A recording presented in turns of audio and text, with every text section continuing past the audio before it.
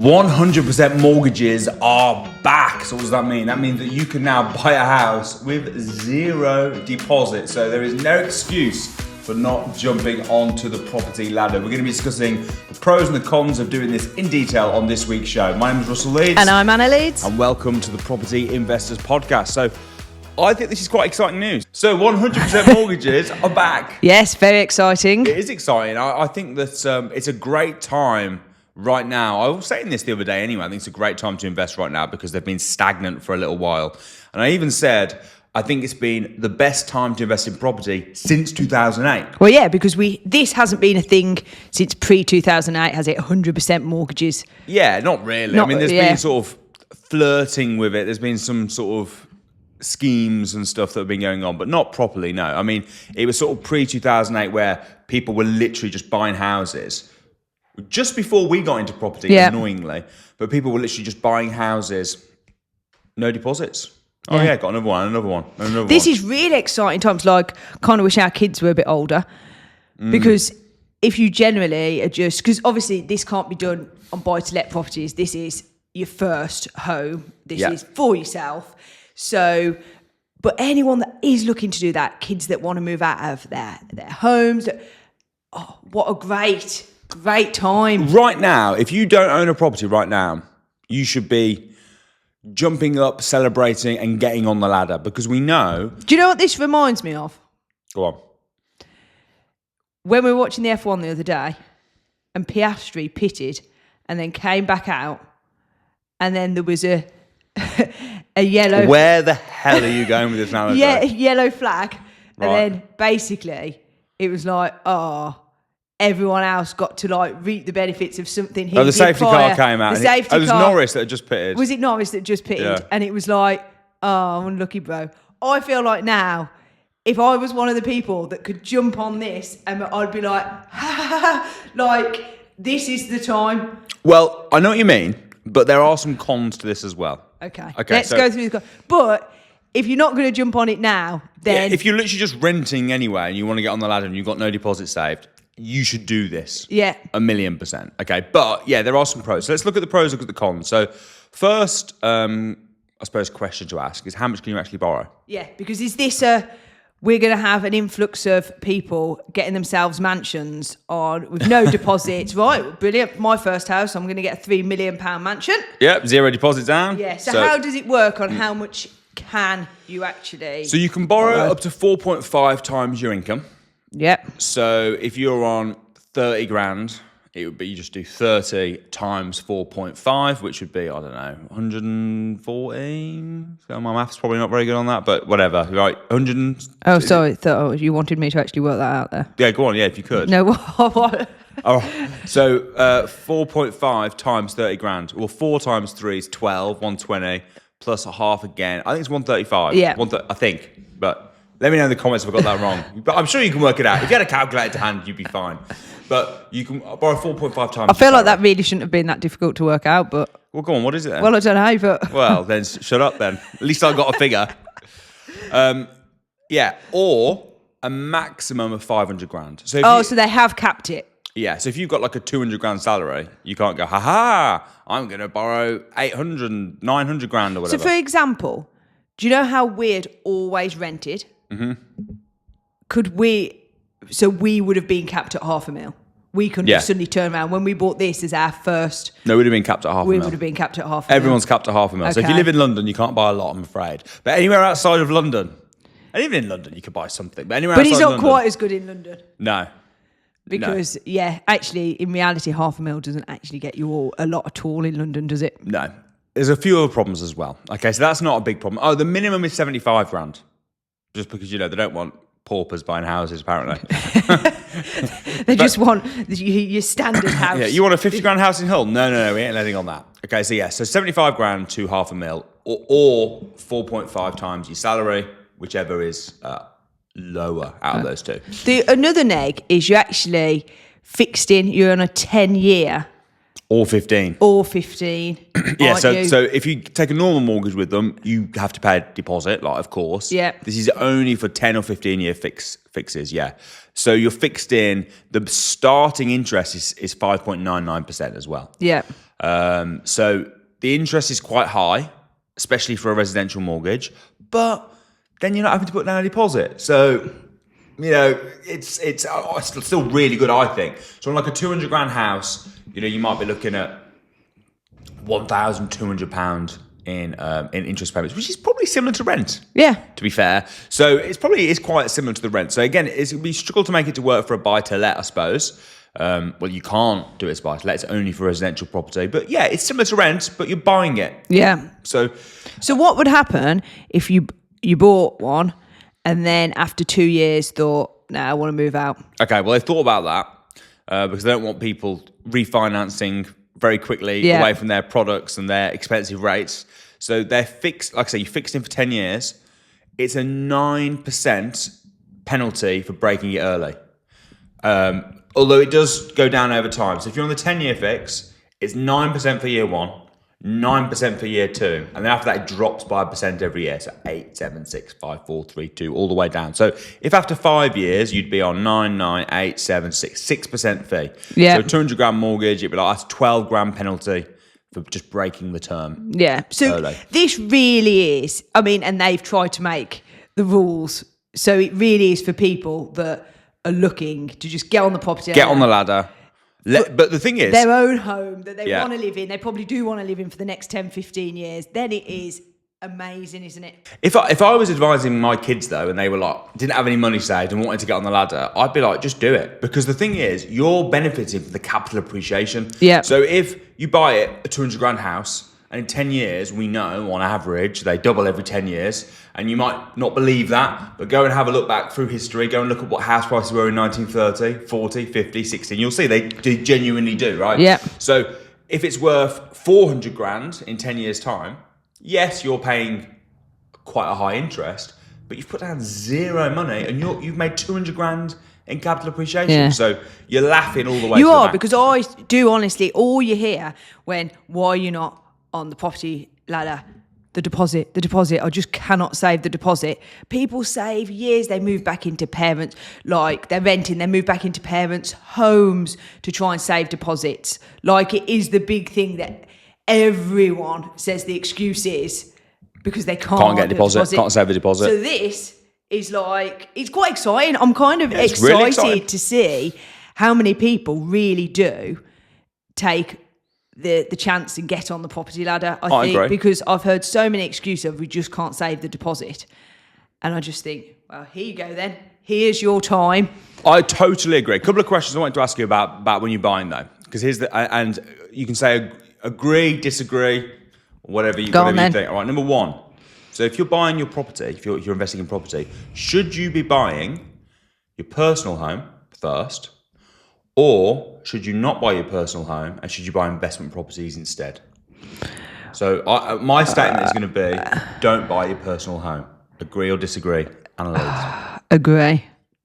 You agree, don't buy your personal home. But then you're just telling people it's super exciting because they got a chance to buy their personal home. It is. And the thing is, I do stand by, which is exactly what we did. I know we now have bought our personal home, but we invested all our money into buy-to-lets and we didn't, and we rented for years and years. And now when we say, everyone's like, hey, we've got you though, because you've bought your personal home. And it's, well, yeah, we did after years and years and years where we had loads of money and we could just go, yeah, let's buy ourselves our dream home.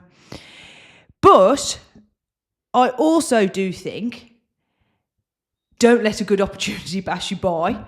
So I also, for someone who just isn't on the property ladder and hasn't got a deposit, and would I then go, no, let this no, don't get buying your own house here. Let that opportunity pass you by because you need to be buying, like investing in properties first, not buying your personal home. No, let this opportunity, no, of course not. So in this case, if there is someone that just cannot get on the property ladder, they haven't got a deposit, would I say miss this opportunity to buy their own home? Of course not, no. No, see, I would say in principle, you don't want to be looking to buy your own home. Because in principle, you want to be looking to buy investment properties. You want to be looking to buy. I forgot the word investment. I was saying everything but investment in that little little section there. You want to be buying investment properties that are going to go up in value. You want to be buying properties that you're strategically buying that you can renovate, for example, or doing BRR type strategies. Those are the sort of properties you want to invest in. However, it's often much cheaper to buy in your personal name. So what I would say is buy stuff in your personal name. Use this mortgage, for example. Get your cheaper stamp duty. Live in it for a little bit. And then you can always turn them into investment properties. But don't buy it with your personal home. When you're looking for properties, don't look for something, I'd like to live in that. That's when you're not going to get a great deal. Look for properties that are great investments.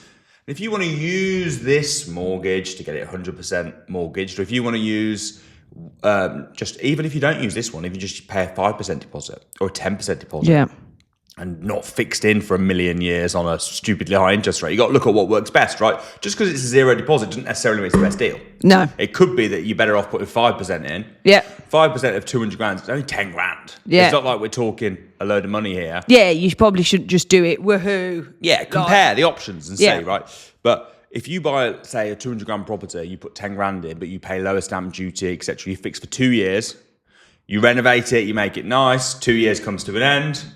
You change it onto a buy-to-let mortgage, you pull the money back out, move on to your next one, right? And you buy another, or you sell it and flip it and buy another house to live in. A lot of people do that. So I don't think you should be buying a home to live in, as in to live in. Oh, yes, this is my dream home. I want to live here. I think you should be buying investment properties. If you live in them to make them a better deal, fair enough. Does that make sense? Yes. No, I think that totally makes sense. All right, on a bit of a side note, it just popped into my head when I struggled with the word investment there for a second. It's a hard word when you're on the Property Investors podcast. I know, but I've been having a bit of a week this week with my words. And this has got nothing to do with anything to do with property, but I just wanted to see if other people struggled with this. I had a very embarrassing moment this week.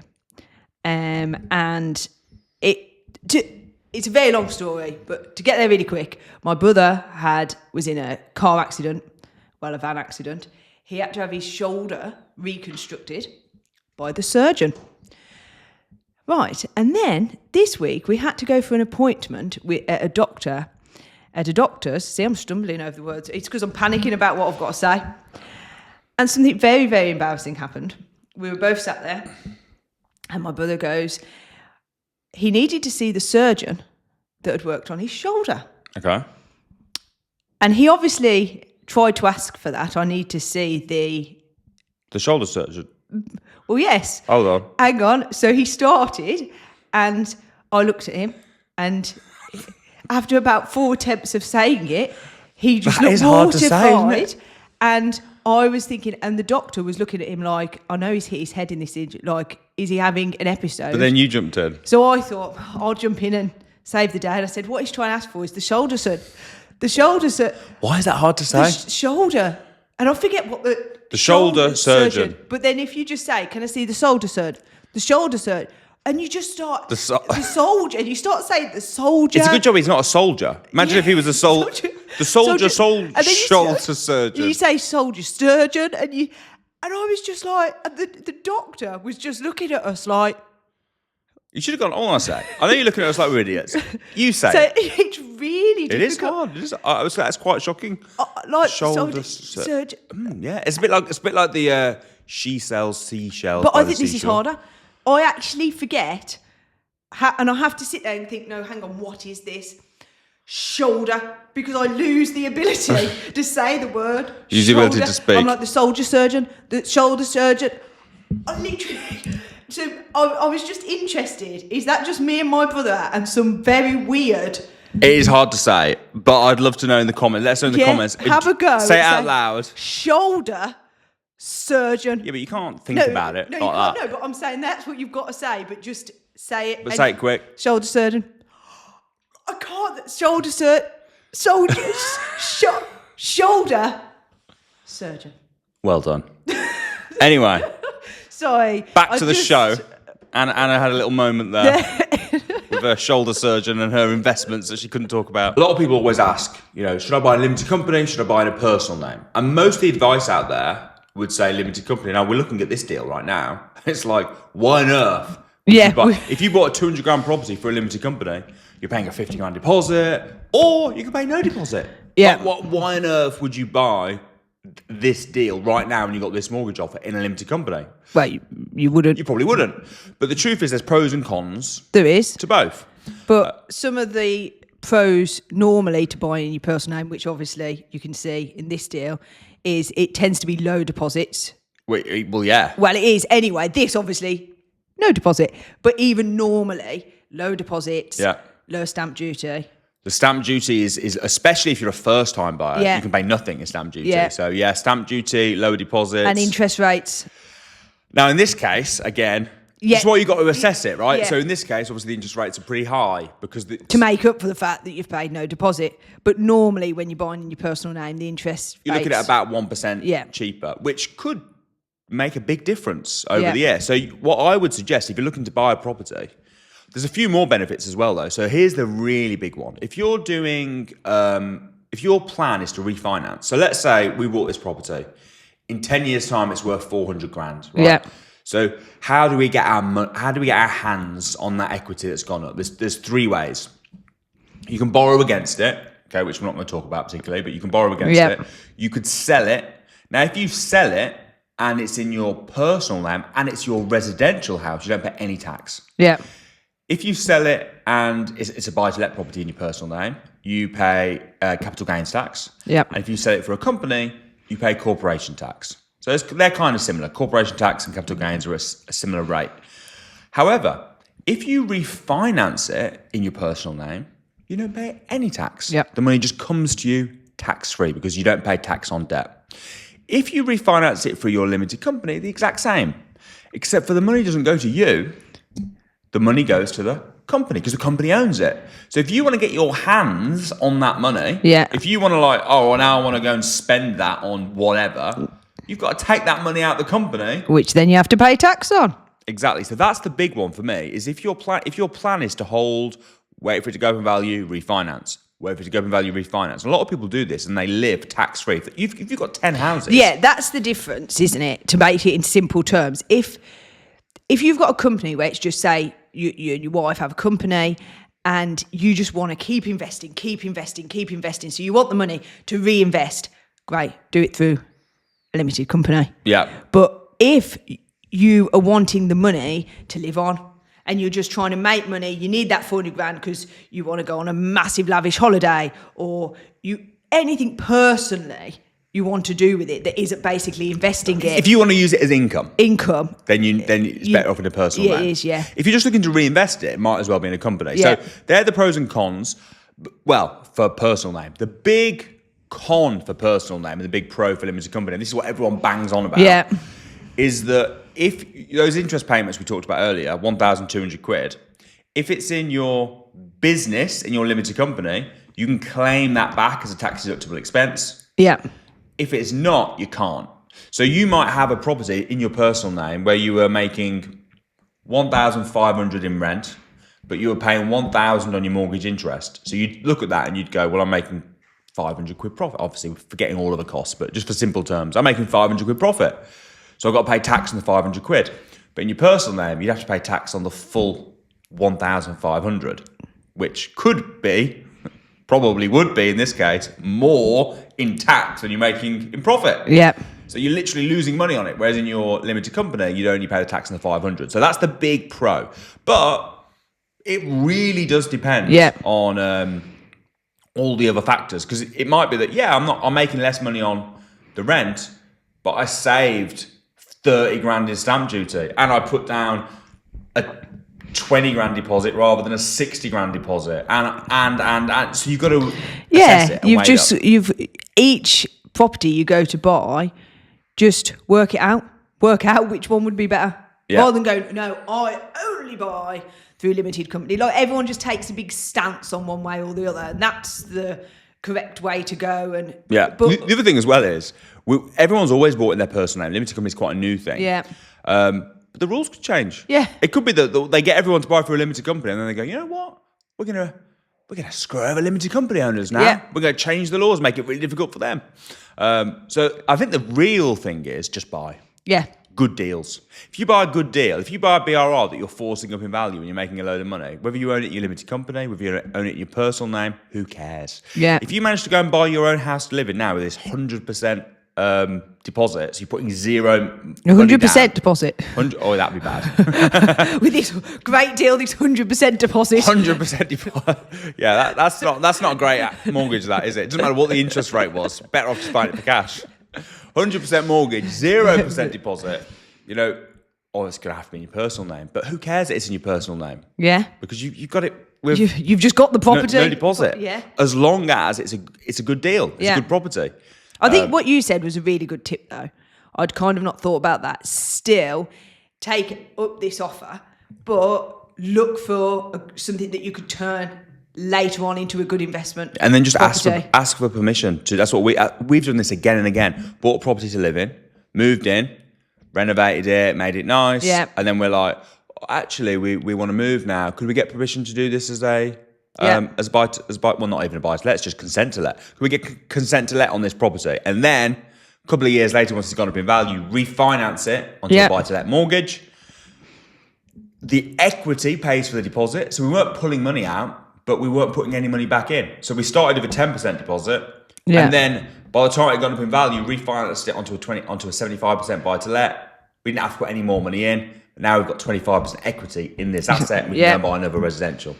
It's exciting. I'm really pumped about this. Even though I can't use it, I'm excited for people. I'm excited really for people. Buzzing about it. Yeah, I'm excited. I hope it's still around when our kids. Oh, it's a while away. It'd be very different. It is a while away. But if I had kids now that were like 18 to like 22, 24, give them a job, buy a house. Yeah, I'd be absolutely buzzing. Get on the ladder. I agree. Well, I'm Russell Leeds. And I'm Anna Leeds. And we'll see you next week.